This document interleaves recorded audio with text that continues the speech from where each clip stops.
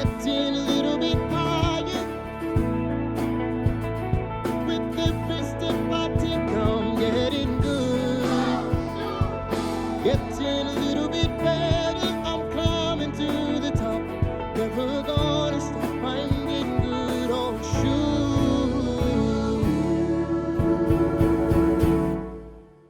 Hello, everybody. Welcome back to another episode of Oh Shoot. We have a guest on the podcast today, and I'm super excited because we're going to see like a different perspective into the wedding industry today. I am chatting with Ruth Oneya, and she's so talented. I'm super excited. So, Ruth, why don't you just introduce yourself, tell everyone who you are, and a little bit about what you do?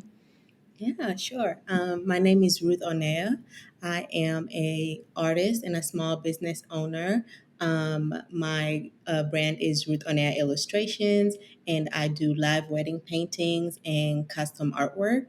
And really just everything creative. I also design, and I do watercolors and paint homes and pets. So really, art is just my thing. Yeah, cool. So, how did you get into the creative industry? Like, have you always been creative? Kind of like take me back to that time. Yeah, so I have always been creative. I started drawing probably when I was like 15. When my family moved to the States, I'm originally from Kenya. I was really just bored. And so I kind of picked up a pencil, and it's just been history since then. Um, Yeah. and really, in the creative industry, I was able to intern for a photographer. And they showed me that couples really like artwork, especially hmm watercolor and things like that. And so I was able to start selling that way. Okay, cool. So, how did you get started in that internship with the photographer? Like, what got you? I guess because like you don't do photography, so like, what kind of got you into that internship? Yeah, so when I was in college, I did graphic design, and I was looking for an internship, and she was looking for a graphic design intern. And so I would do like her books, like the albums and things like that. I'll just kind of put all the photos together for her. And then when she found out I could paint, because I really didn't advertise myself or anything like that, it was just something I happened to bring up in a conversation.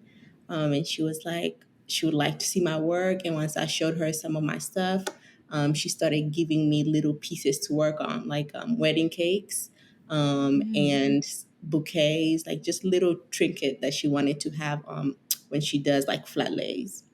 And Okay. so, yeah, and then she mentioned you should probably think about working with weddings because they really love this kind of stuff. And that kind of put me into that rabbit hole. Oh, cool. That's cool that you had someone in your life that just was like, "Hey, I think you should do this. You're good at it." You know, Yeah. sometimes like it just takes that one person saying something and then it just turns into a whole career, you know? Yeah, it really does because I didn't consider it. I didn't go to school thinking I'll do art for a living.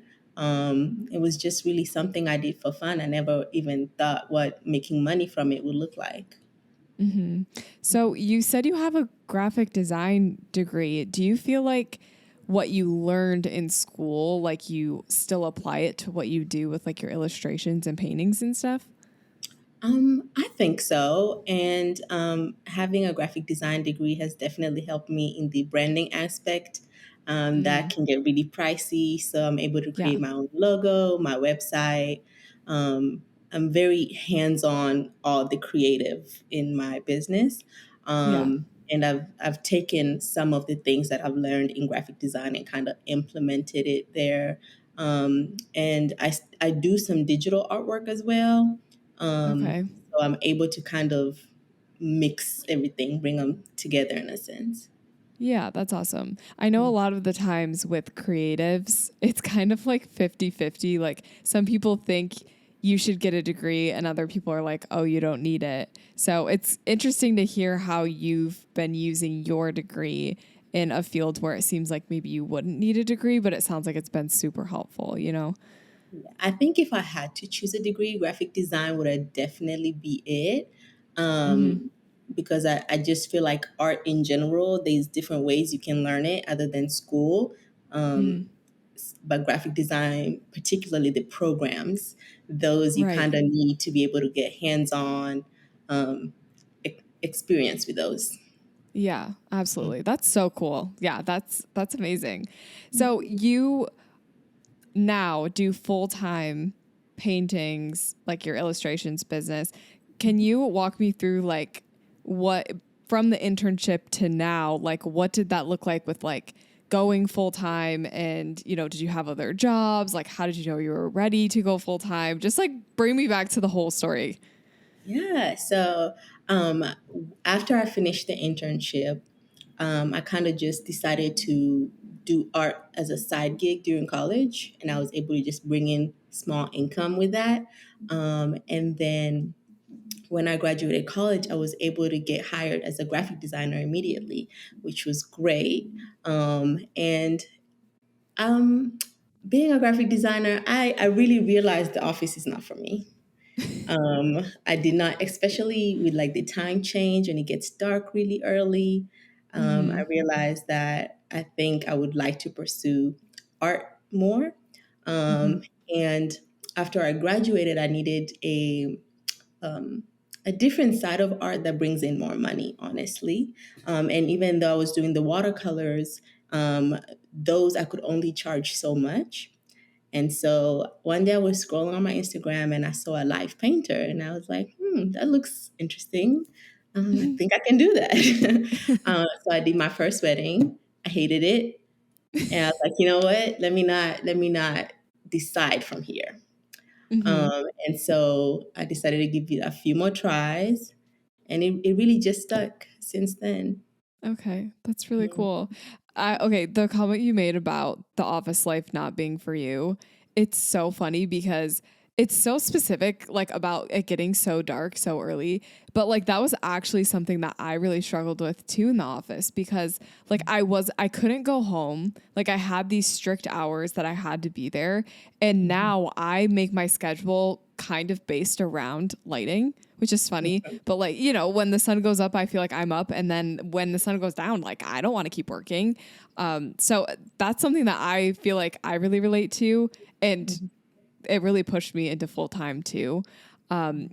Another thing that you mentioned, um, your first wedding that you got, how did Mhm. you get that wedding? Like, what did that process look like? Because you had never done that before. Yeah, so it was actually a full circle moment. When I decided I wanted to try live painting, I reached out to the lady that I interned with. Oh, And I okay. just said, hey, I want to try this out. Is there any way you could have me at one of your weddings as like a Mm, gift for your bride? I'm not charging you. I just need the space because I feel like practicing at home is just not the same as being there. And she mm-hmm. was like, yeah, come on. And I went and did a wedding, and yeah.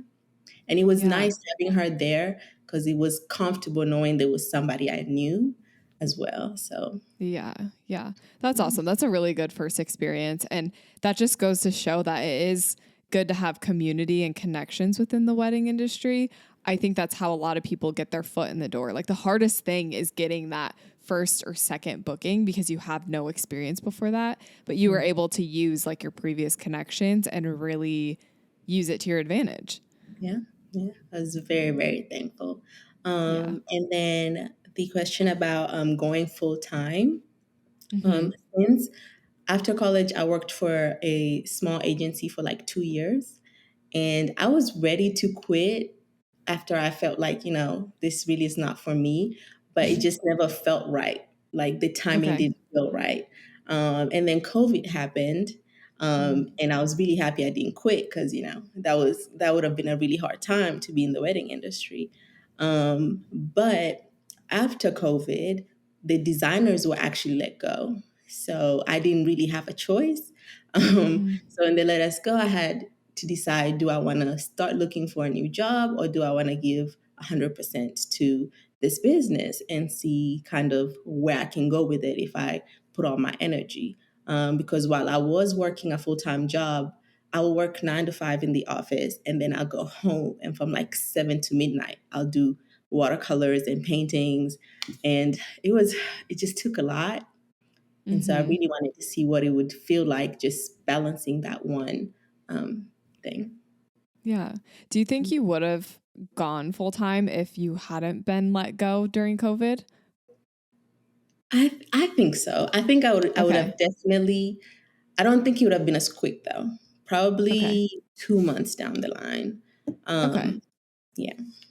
Okay. Yeah, that's just interesting. I Everyone has these experiences from COVID. I know for me it really strengthened my business on like one side of it, but then the actually photographing weddings kind of hurt a little bit, but like it kind of opened the door for another avenue of my business. So Mhm. COVID was really hard, but it did open a lot of cool opportunities, like just different things for people, and it kind of pushed people into uncomfortable circumstances that they wouldn't have been in otherwise, like for you. Yes, definitely, definitely. Yeah. Yeah, absolutely. So let's talk about your live paintings. This is just so fascinating to me. So I guess my first question for you is like, why did you want to start doing live paintings in the first place at weddings? Like, was there like a moment where you're like, I'm really passionate about it, or was it just because you had experience with that photographer? Like, what kind of was your reason that you wanted to do it?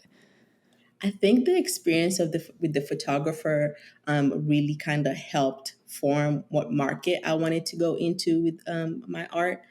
Mm-hmm. Um, I wouldn't say I was truly passionate about weddings because I still didn't know a lot about weddings. I'd barely been to much weddings.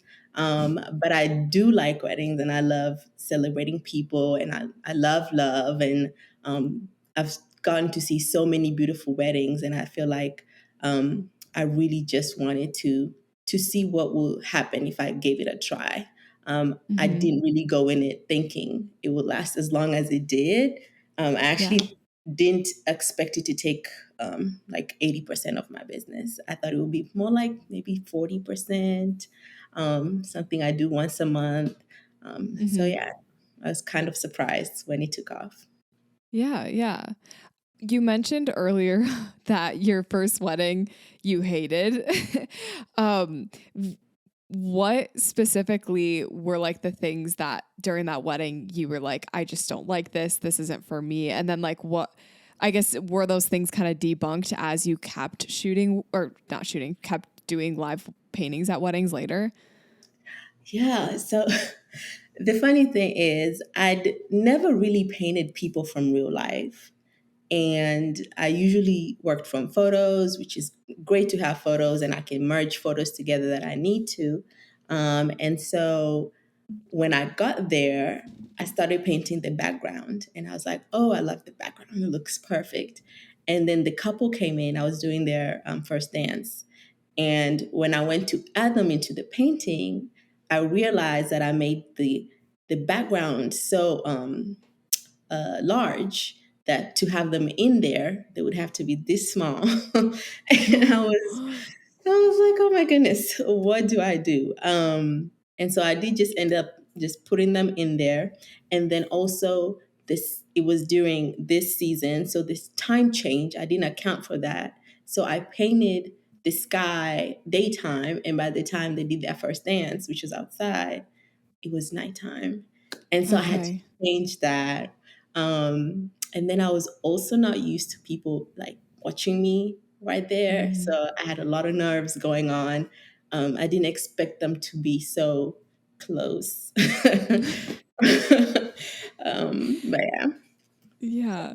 I've I've seen a few live painters at weddings and it's just so like I just feel like I just want to watch them the whole time and I'm sure that's just a lot of pressure that you feel like you can't mess up or anything. How do you deal with that pressure on a wedding day of just like everyone watching you?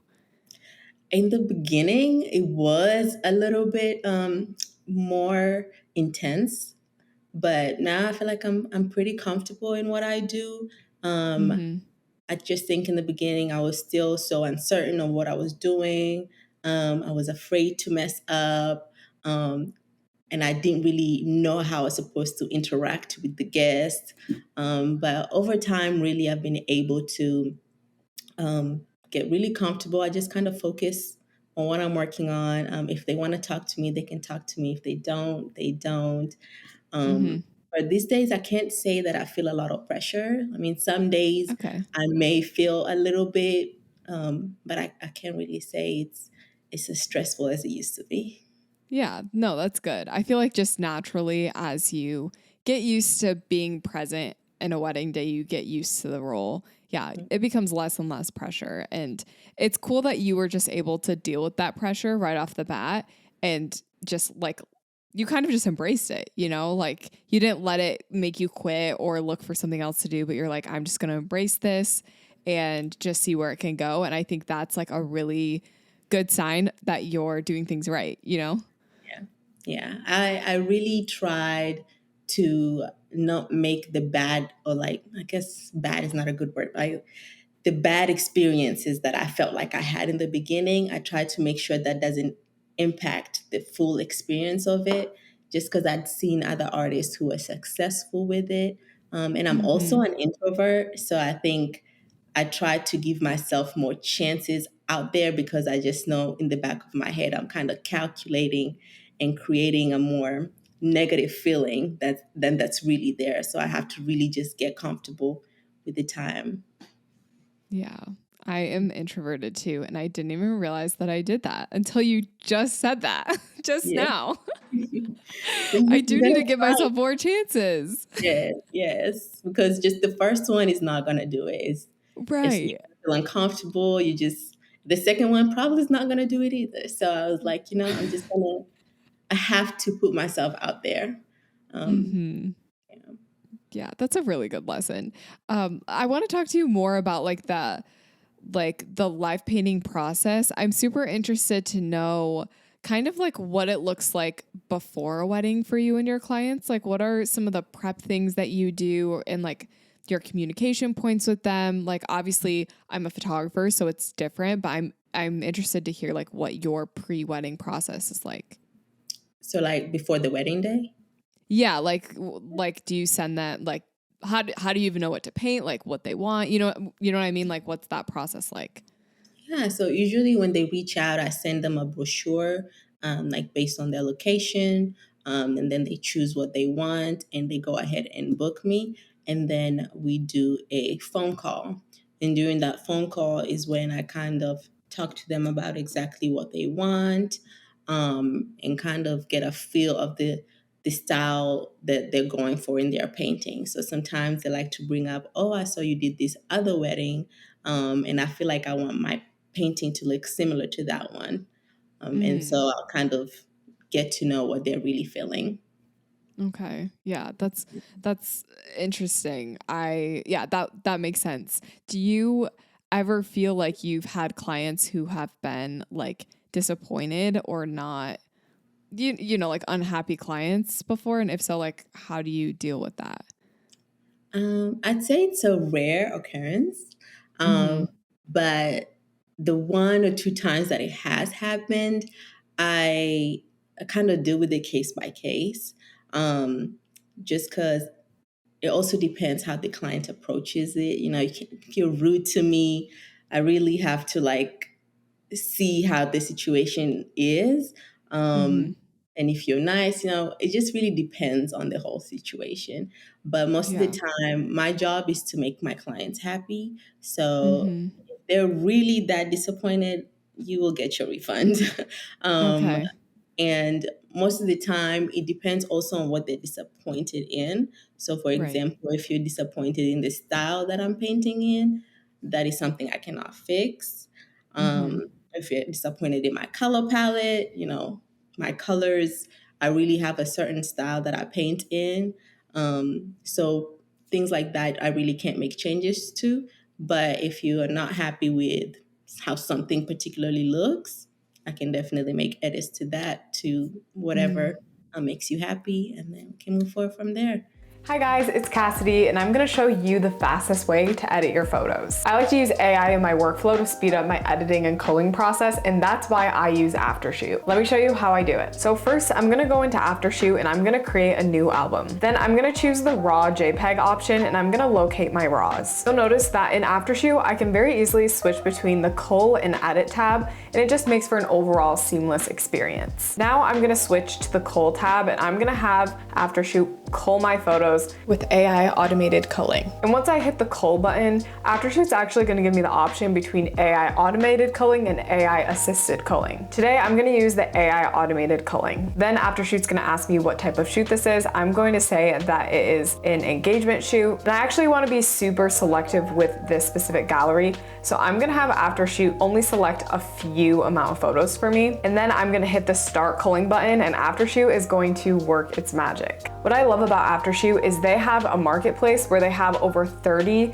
pre-built profiles for you to choose from. You can go in and preview any pre-built style in the marketplace, and you can use the little sliders to see before and afters on different photos and what it would look like. I'm just gonna go in quickly and review all the photos and make sure that I like all the ones that it's selected. And now that I've reviewed all the photos, I'm gonna export these 92 photos. Now I'm gonna switch over to the edit tab in Aftershoot, and I'm going to work on getting my photos edited using Aftershoot's AI assisted editing. I do want to note that I made my own Matcha Glow profile under the AI profile options within Aftershoot. So this is my own personal AI profile that I prefer to use for my editing style. So that is what I'm going to choose when I'm doing the editing portion of this video. It's super easy to make your own customized AI profile in Aftershoot, or like I said earlier, you can always head on over to the marketplace and check out the options there. So I'm gonna select the Matcha Glow profile. What I love about Aftershoot is they just added this new crop feature, and they allow you to crop super customized. So you can actually choose to crop loose or aggressive. And I'm gonna choose aggressive in this case. And you can also choose a custom ratio if you have a specific cropping ratio that you prefer. I'm going to leave mine as default. Now I'm gonna let Aftershoot edit the culled images, and I'm gonna hit edit photos. Now I'm gonna let Aftershoot edit my photos for me, and I can take a break and come back to see if my photos are ready. Another thing that I love about Aftershoot is they have 24/7 online support. If you ever feel like you need help with something, you have a technical issue, you can hop right onto the Aftershoot app, go to their online support section, and get help there. The best part about Aftershoot is it takes minutes. It hardly takes any time for all of my photos to get edited. I think in total for these 92 photos that I edited with Aftershoot, it took a total of maybe 2 minutes to cull and edit my photos. And now I can go in Aftershoot and just review all the different edits that it made to all of my images. I exported my photos from Aftershoot right into Lightroom Classic, and I can just go in and review my edits here. Honestly, Aftershoot did a great job editing all my photos. They're exactly how I would have edited them, so I'm super happy with how this gallery turned out. Aftershoot allows you to seamlessly edit your raw photos right within Aftershoot. This allows you to expand your editing capabilities beyond Lightroom catalogs or Capture One sessions. Now you can export edited images to Bridge, Photoshop, and Lightroom Cloud. What I love about this is it makes the process so seamless going between Aftershoot and your editing platform. All the more reason to check out Aftershoot and try it today. Aftershoot is seriously a game changer when it comes to editing and culling your photos. If you want to take your editing time from hours to minutes, try Aftershoot for yourself at the link in the description. Aftershoot is also offering a free 30-day trial for all OShoot listeners. So guys, make sure to check out the link in the description of this episode. I promise you, Aftershoot is going to change your editing game. Thank you so much for watching, and let's get back to the show. Okay. Yeah. I love that. That's amazing. And I think it's important when you have clients that, like you said, like some people come to you like rude or just like, like to really give it a couple days on your end and on their end. My sister just dealt with something with her apartment complex where they sent her this email and she was so mad about it. And she told me she gave herself like 2 or 3 days because she was so hot-headed about the situation and just didn't feel right responding in that time frame because she was like, I literally couldn't think of anything nice to say. So I think it's important if people are rude to you to just give it time because, you know, they need time to cool off as well. Yeah. And honestly, I don't respond in those situations like immediately. I do try to, because it really messes with my anxiety. Mm-hmm. So I just try to make sure that I give myself time to process what they're saying and to take the anger out of it if they're mad or anything like that, Hmm. and kind of see what the issue is exactly. Because most of Yeah. the time it's something I can fix or it's a misunderstanding. Yeah. So that's the Yeah. good thing about it. Yeah. Yeah, that's a really good approach. I like that. I wanted to ask you a little bit about your pricing. You don't have to share like what your prices are, but how did you kind of figure out what you wanted to charge, per wedding? Like, what was that whole process like? I feel like like art is really hard to charge for. It was very tricky. I feel like there's books out there that tells you how much to charge. I've talked to other you know, live painters and seen how much they charge. Um, but I really, over the years, I've kind of gone up as I've gotten more experience. So I'd say like my first wedding was probably like $400, and I was there for like 8 hours, Oh, and I was wow. just like, it's okay. Just as long as I'm building my portfolio. Yeah. But now that I've gotten to the point where I know what I'm worth, I know my style, um, I've been able to really just kind of calculate the canvas plus the materials plus my time. And since I don't finish it at the wedding, I also do bring it back to my studio and I give it a lot of hours. So just kind Okay. of those, all those together add up the Okay. total. Mhm. Okay. Yeah. Do you kind of show like a rough edited version at the end of the wedding and like show the couple, or do you not really show them anything at the wedding? When I have a phone call with them, I ask them if they want to see it. I let them Okay. know that it's not going to be finished, Okay. but it will be a very close look-alike to what they will receive. Yeah. And some couples say, "No, thank you. I'll see when Nice. it's finished." And others are like, "Oh no, I want to see what you're doing or like how it looks like." Um, Hmm. and I just try to give them a disclaimer. This is not the final look. If your leg looks funny, do not worry about it. I'm going to fix it. And then you can say something when I send you an image later on. Yeah. That's Um, good. It's good to set the expectation yeah. beforehand. Yes. Yeah. Okay. So, kind of the last question on this topic. I just wanted to hear if you had any like big lessons that you've learned being a live painter that maybe you want to share with the listeners, just from your experience so far. I would say practice and patience makes perfect. Yeah. um, I think in the beginning I was so eager to know my style of painting, to know exactly what I was doing. And I didn't really take the time to kind of sit back and kind of just let my hands do whatever they produce. Because as an artist, it's really weird how your paintings just kind of come out a Mhm. particular style without you even trying to. And I know in the beginning, I really struggled with, I really want to know what my style is. And I would look at other paintings and I'd be like, I really wish it was that style. And so I really learned how to be patient with myself and also just practicing every day and painting every day. That's really helped me know what my style looks like and really perfect my craft in the long run. So it takes Yeah, time, that's it takes practice.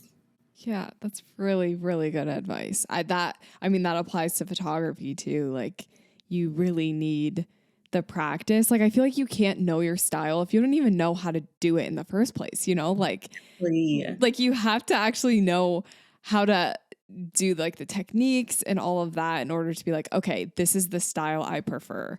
Yeah. And you really can't rush it. Like you really can't, because it just takes time of almost like finding yourself within your art, like figuring out what is your personality within this art form.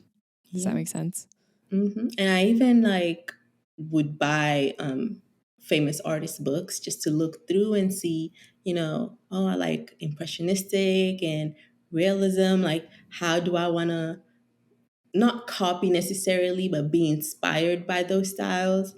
Um, but I really realized my hand just does what it wants to do. And at the end of it all, though, I'm very happy with the style that's come out of it. Um, and it's even hard for me to switch. Like, if I was to try to make a painting that wasn't as saturated with the colors, it's quite difficult for me because my mind just automatically knows what colors to mix, and at the end of the day makes a certain saturation of paint. So Right. I'm really thankful that I didn't that I gave myself grace in that aspect. Yeah. Oh my Mhm. gosh, I literally love that. That's amazing. I'm so glad you found your style too, because it's beautiful. It's Thank so amazing. you. So for the next kind of topic that I was hoping we could chat about, I want to talk about creativity. Mhm. Because your job, like, okay, doing wedding photography does require creativity, but I feel like your job is even more creative, like on a wedding day.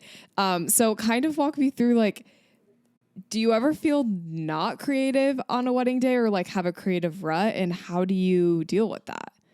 Yes, absolutely. And sometimes, some days I just wake up and I feel like I forgot how to paint on that particular day. And it's a huge struggle. And so usually what I do is, like, let's say I'm trying to paint an acrylic painting and it's just not coming together. The face is not doing what it's supposed to do. My colors are not doing right. I shift into a different medium.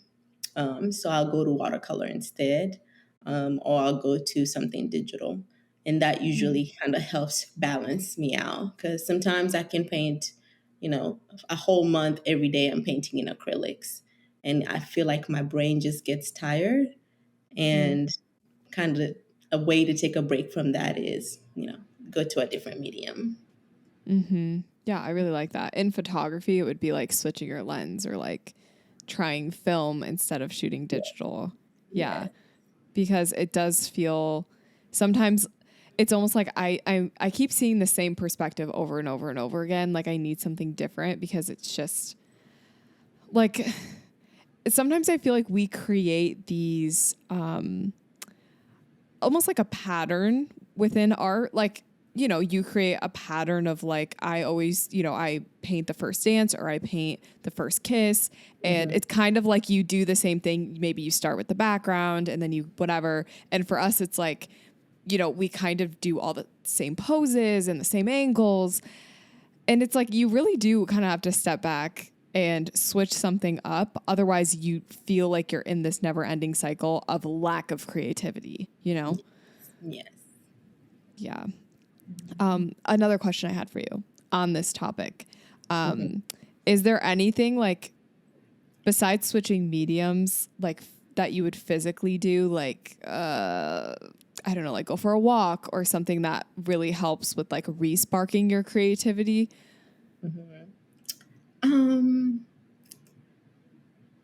Actually, I don't think so. It's okay if you I don't. I don't think so because I spend so much time painting, Yeah. and I do sometimes forget how to live outside of the studio. Right. Um, but I will say my friends do stop by sometime here, and they'll force me to go on a walk, or we'll go get lunch in the just a completely different, room and view, Mm-hmm. to kind of relax my eyes. Usually, that's the goal for that one. Yeah. Um, Yeah. mhm. I like that. With your studio and stuff, because if anyone's listening, Ruth has like a studio where she like works and paints and stuff. How do you feel like you balance all of this, like work life balance? Like, do you schedule when you're gonna paint? You know, like because I feel like you could get lost in a painting. Like, how does your schedule and work life balance work? Um, that's something that I am currently working on. For the past like 2 years, there was a very blurry line in between work and life. Mm-hmm. And at first, before I had my studio, my all my art I used to do it at the house, and there was completely no line. I used to wake Mm-hmm. up, go straight to the painting room, and then go back to bed. And so now at least I have my house where I can just go and rest, and I don't take any art home. Um, but it's definitely difficult. I do love what I do, but like some busy seasons, I can't get away. Yeah. It feels wrong to get away from work. Yeah. No, I So get that. It's almost like you have a little bit of guilt. Like, yeah, I know I could be getting this done tonight.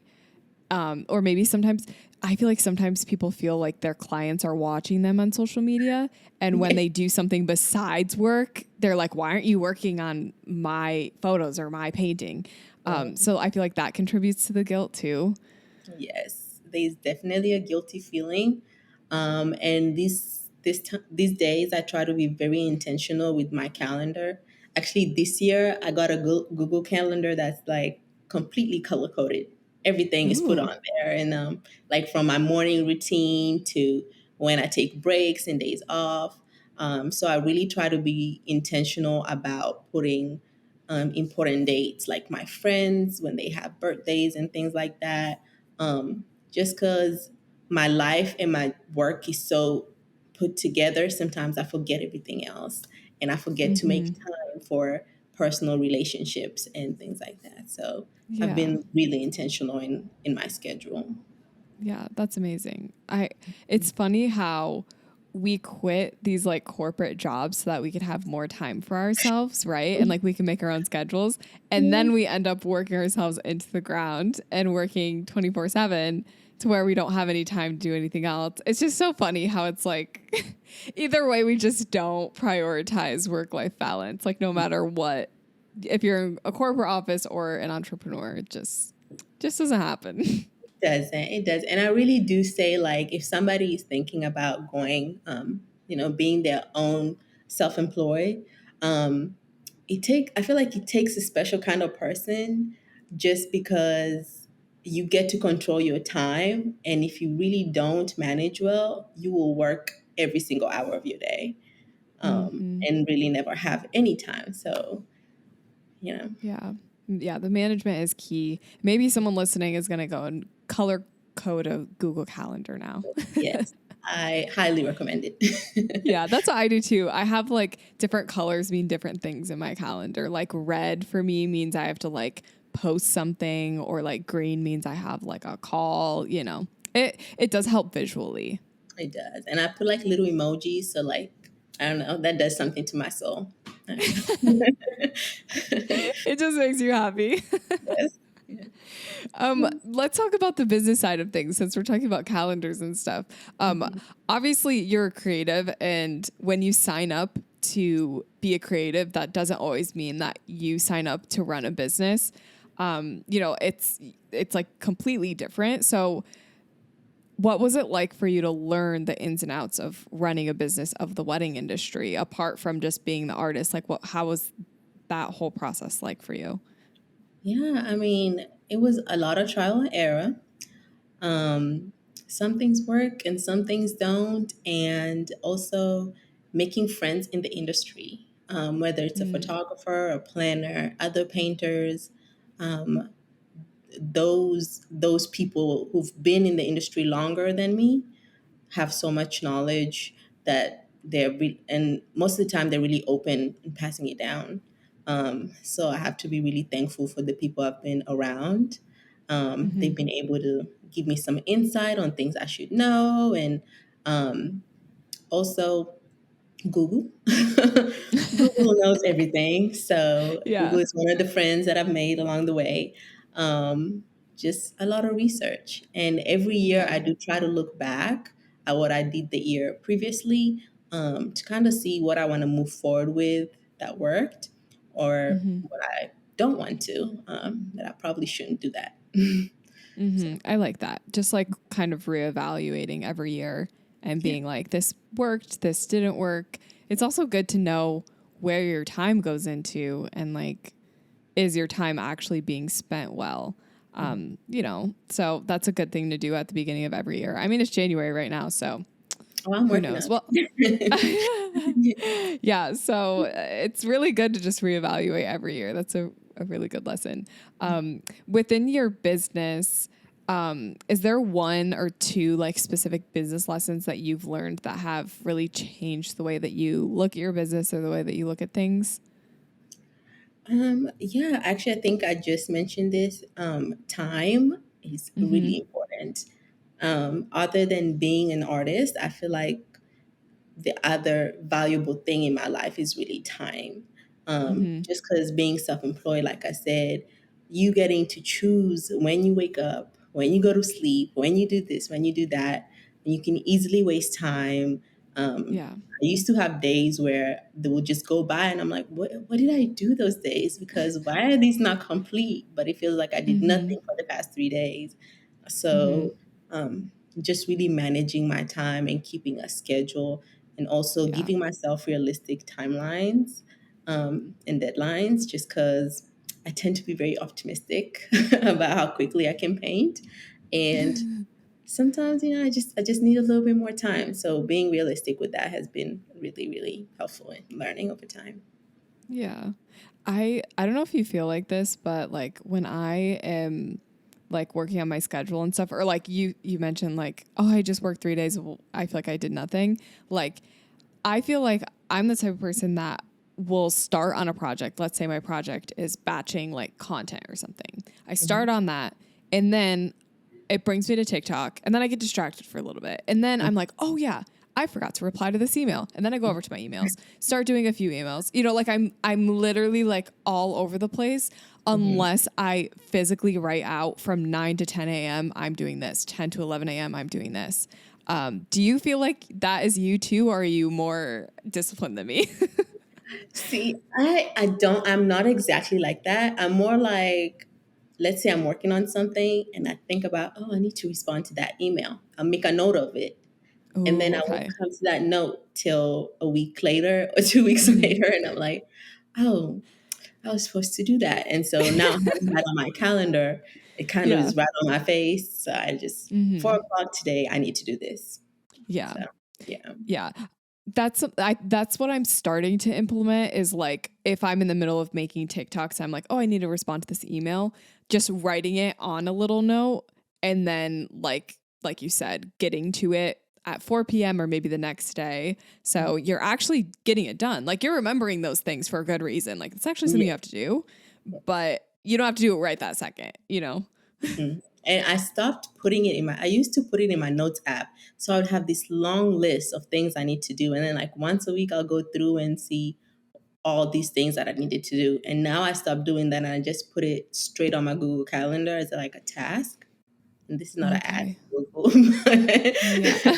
I'll put it straight on the calendar as a task at this time. So I remember I don't have to do it today, but I probably have to do it tomorrow. It will not wait till Okay. next week. So that's Yeah. really kind of helping me Right. manage my time. Yeah, I like that. So you're like basically instantly scheduling it to get Yes, done. yes. Mm, I Because like I that would a have lot. written it on my note anyways. So I Right. just not write it where I know I'll have to do it later on. Yeah. I feel like that no is almost like a way to procrastinate a little bit, you Yeah, know? yeah. Yep. I'm definitely a procrastinator. Same. Definitely. Okay, so let's talk about social media because that's actually how I found you. Was through social media. So I would love to hear a little bit about how you juggle doing social media, and how you keep up with it along with all the other business tasks that you have to do. Um, Social media for me personally is really tricky. I can have like a really good run for like 3 months where I post every week, and then Mm-hmm. I'll be dry for like a whole 2 months where I don't post. And so I'm actually trying to make sure I add that to my schedule, Mm-hmm. to make sure that I make intentional time to post on social media. Um, Yeah. TikTok and Reels are a little bit different because I enjoy doing those just for fun. Like I love putting together the little videos, adding the music. So those I feel like I'm more eager to post. Yeah. Whereas after I finish like the paintings behind me, I take photos of them and I plan to post them so people can see the finished product. And sometimes I just Mm-hmm. don't make time to post them as I should. Yeah. Um, Mm-hmm. so that's definitely something I'm kind of currently this year. I'm hoping to post more than before. Right. Even on TikTok. Just I think I've not really come to terms with the idea of being an influencer, or like content creator. I guess that's the Yeah. best way to put it. Mm-hmm. Because I have friends who tell me, "Oh, you should post. You doing this other little thing you're doing, like putting paint here and like the stuff you do in the studio." It just hasn't come together in my mind that I should be sharing those things. Okay. So I'm really trying to make sure I start recording those other elements because I feel like people will Mm-hmm. enjoy them. Yeah. But just I never think, oh, somebody wants to see me pour a top coat on my painting, or Right. somebody wants to see me put, things in the back of my canvas to hang it up. That's Mm-hmm. just work that I have to do. Right. So, Yeah. I would definitely watch a video of you pouring top coat onto your paintings. I Social media is so funny because we as the creators are like, no one cares about this little thing that I'm doing. But then as consumers, I watch videos of people power washing their floors. Like literally, I will watch a video of quite literally anything. So it just does go to show, I think we overthink our content way more than we need to. yeah. And just having that content, even just recorded, like even if you just record it and you don't post it right away, it's Mhm. good to just have it. So then maybe you come into a slow season, maybe you're in the winter, you don't have a lot of weddings anymore. Then you can go back and like go through some of that stuff and create content. You don't have to actively put into like work to film it. You already have it made, you know? It's just kind of like the forward thinking is hard Yeah. sometimes. And sometimes I just don't think about just put my camera on the side and just do what I'm normally doing. Um, Mm-hmm. I think, and it doesn't even take that long. It literally takes 30 seconds to just set it up. So It's true. that is It's definitely true. something that I need to do more of. Mm-hmm. Yeah. If it did just take 30 seconds, I think a lot of people like it does take 30 seconds, but I think it's more than just like actually setting it up. I think there's a whole like a mental perspective behind all of it to why people don't set up the camera and hit record, you know? Or Yeah. even hit post too. Like there's a whole psychology behind just hitting post as well. Like Yeah. it's a lot. Yeah, no, it's true because I've definitely recorded some things and I have it on my drafts.